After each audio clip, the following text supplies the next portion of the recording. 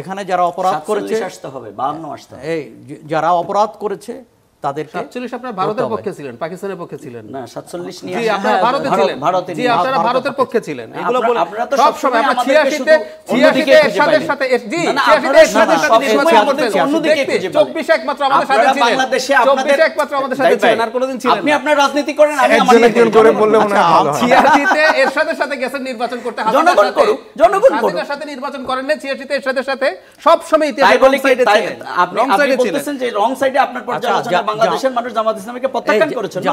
বাংলাদেশের মানুষের জনপ্রিয়তা ভোটের রাজনীতিতে 96 তে 3টা সিট পেয়েছিলেন। তাই বলছে, আপনি আজকে বলে গেলেন তো ভোট হোক তারপরে দেখা যাক। আপনার সাথে আবারও তো ইনশাআল্লাহ ডিবেট হবে। জামাত তো কখনো আর জনগণের ম্যান্ডেট নিয়ে ক্ষমতায় আসে নাই, আসবে ওয়েট এন্ড সি। আচ্ছা দেখা যাক আর কি। তো যাই হোক, এটা তো আসে নাই। আরেকটা হচ্ছে যে হ্যাঁ, আমি ধরে নিলাম যুক্তির খাতিরে জামাত জনগণের ম্যান্ডেট নিয়ে ক্ষমতা আসবে, কিন্তু এর মানে এই না 71-এ তার ভুল সেটা সঠিক হয়ে যাবে, কিংবা জামাতের বিভিন্ন সময় তার যে ভূমিকা সেই ভূমিকা থেকে জামাত সরে যাবে, এটা হবে না। ইতিহাসের সব জায়গায় বাঁকে বাঁকে যত ঘটনা ঘটে তাকে কৈফিয়ত দিতে হবে, জবাব দিতে হবে। এটা সবাইকে, আওয়ামী লীগকে দিতে হবে। আওয়ামী লীগ 24-এর মানে গত 15 বছরে যে অপকর্ম করেছে, যে দুঃশাসন এবং যে স্বৈরা শাসন চাপিয়ে দিয়েছে, তার জবাব দিয়ে আওয়ামী লীগকে করতে হবে। জামাতকেও তার ভূমিকা এমনকি সব দলকেই করতে হবে।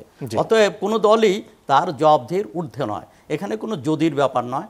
যদি অপরাধ করে তাকে যদি দিয়ে না করে বরং নিঃশর্ত ক্ষমা চাওয়াটা উচিত।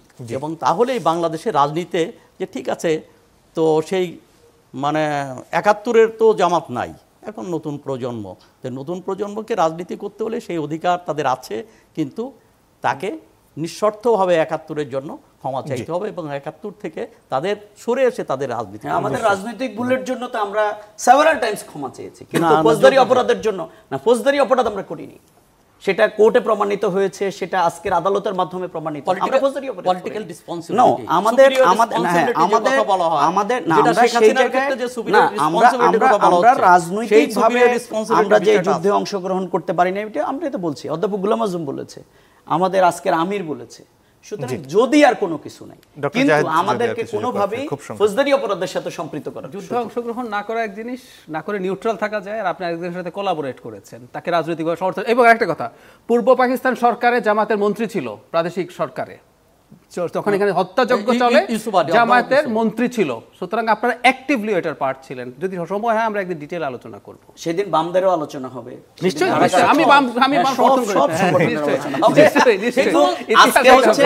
আজকে হচ্ছে বাংলাদেশ জামাত ইসলামী এগিয়ে যাচ্ছে, এই জন্য আমাদের উপরে আজকে সবাই অনেক ধন্যবাদ।